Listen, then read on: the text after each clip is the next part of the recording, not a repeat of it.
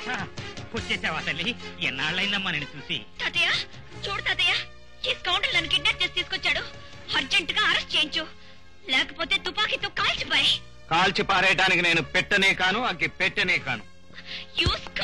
అనవసరంగా రెచ్చిపోయావంటే నీ బాడీ షేపులు మార్చేసి మూల కూర్చోబెడతాను. నువ్వు శాంతించు బాబు, శాంతించు. అమ్మా రేఖ, నువ్వు చక్కగా పైకి వెళ్ళి రెస్ట్ తీసుకోమ్మా. వెళ్ళి వెళ్ళి వెళ్ళి వెళ్ళి వెళ్ళి. కిరాయి ఇచ్చి మనవరాల్ని కిడ్నాప్ చేయించిన కేసుని నా సర్వీసులో మొట్టమొదటిసారిగా చూస్తున్నాను. ఇది ఎందుకు చేయించినట్టు వివరాలు నీకు అనవసరం. ఇదిగో నీకు రావాల్సిన డబ్బు. వెళ్ళు.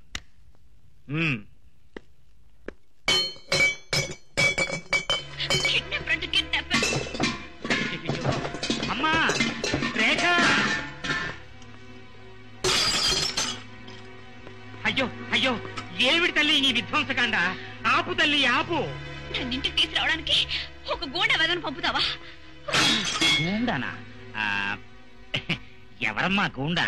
అతను పెద్ద రావు బహదూర్ గారు అబ్బాయి. అప్పుడప్పుడు ఇలాంటి సాహస కృత్యాలు చేయటం అంటే అతనికి సరదా. అతనికి సాహస కృత్యాలు సరదా అయితే ఏ బిల్డింగ్ మీద నుంచైనా దూకమను, ఏ బ్యాంక్ నైనా దోచుకోమను. అంతేగాని నన్ను కిడ్నాప్ చేసి తీసుకొస్తాడా? ఏం చేయమంటావమ్మా?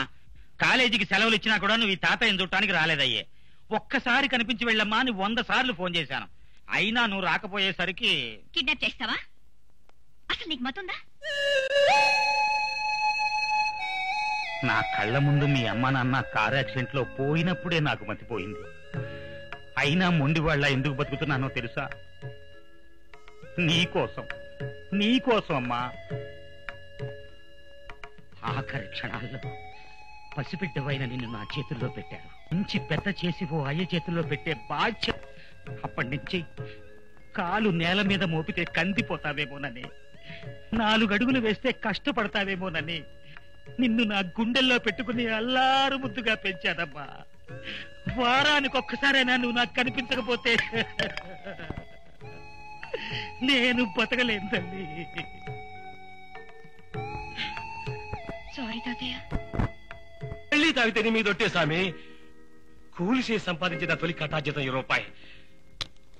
నీ డిబ్బీలో వేస్తున్నాను సామి. వస్తాను సామి. అయ్యా వచ్చావా తల్లి? కూలి పనికి వెళ్తానమ్మా. సాయంకాలానికి బోల్డెన్ డబ్బులు తెస్తానమ్మా. వస్తాను తల్లి.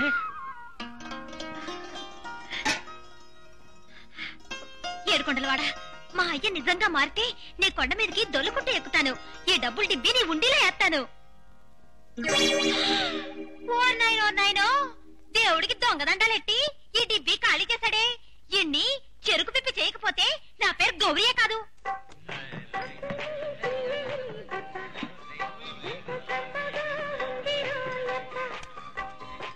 అయ్యా ఇక్కడున్నావా? డిబ్బీలో ఉన్న డబ్బంతా తీసుకొచ్చి ఈ ఎదో ముఖంతా ఆడుతున్నావా? ఈ ఒక్కటాడనియ్యే బుల్లే. ఆట లేదు గీట లేదు. అసలు ఈ దర్బార్ పెట్టిన పోరబోకంతాను రారా. నేను పొరంబోకిని, నువ్వు పొగరుబోతువి. ఇద్దరిని బలి కలిపాడు ఆ భగవంతుడు. ఒసే, నువ్వు అన్నావంటే మీ నాన్నను మందులోను నేను బంగారంలోనూ ముంచేస్తాను. మమ్మల్ని ముంచక్కర్లేదు. నువ్వే వెళ్ళి ఏ గోదావరిలోనో మురుగు. చదవ సచ్చినోడా. ఓసి ఆగవే. ముందు చెయ్యదులు వదిలేస్తానే, చెయ్యొదిలేస్తాను.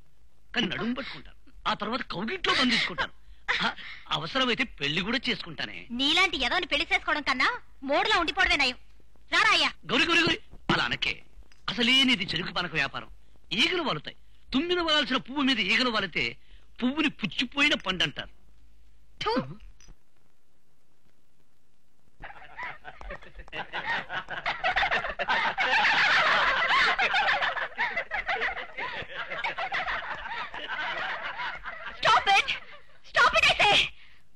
అందరికి పిచ్చి పట్టిందా లేక దయ్యం పట్టిందా?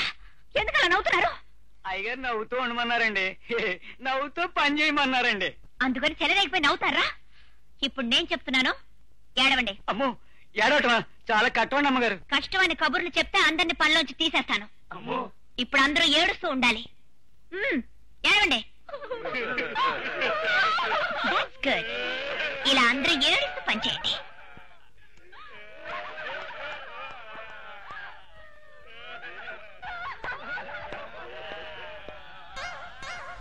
ఆపండి, మిమ్మల్ని ఆపండి.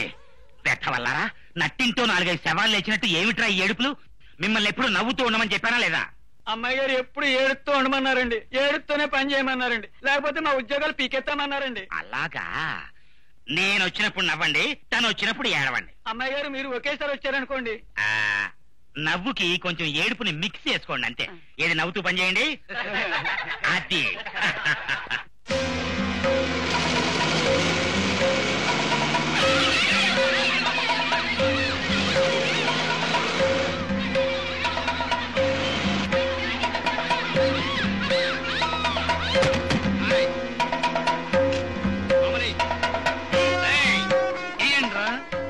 ఇది కేడి చక్రవర్తి గారి హుండీ.